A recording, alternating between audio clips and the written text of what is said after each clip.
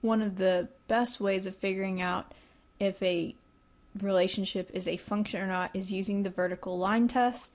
The problem is that it requires us having the graph, and so it's easiest to use when we already know what the graph looks like, or if we can plug it in and look at the graph. So the vertical line test says that if any vertical line would intersect a graph in more than one place, the graph does not represent a function.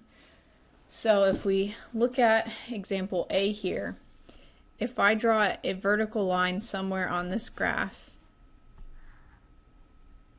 it only goes to the graph once. But what is important is if I have to be able to draw it anywhere on here and have that be true.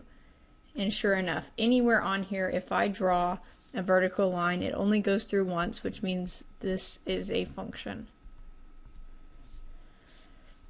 Now part B, if I draw a vertical line anywhere on this graph, except for maybe like the very far left or the very far right, it is going to go through at two different points. It doesn't really matter where I draw the vertical line. If anywhere it goes through more than once, that means it's not a function.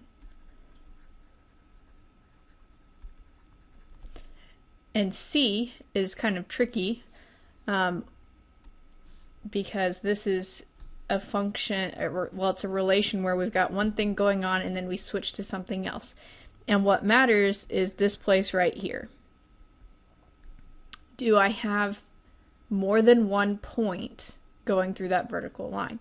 Well, it matters that the bottom one is open, the top one is closed. That means if I asked you what's f of 1, what is the y value whenever I plug in a 1, you would have to say 2 because that's where the closed circle is. A closed circle means equal to, an open circle means not equal to. So this is a function. The reason it's a function is because we had an open circle here, not a closed one. So if they had put a closed one there, when I drew my vertical line there, it would have gone through twice. That would have made it not a function. So that's something to keep in mind.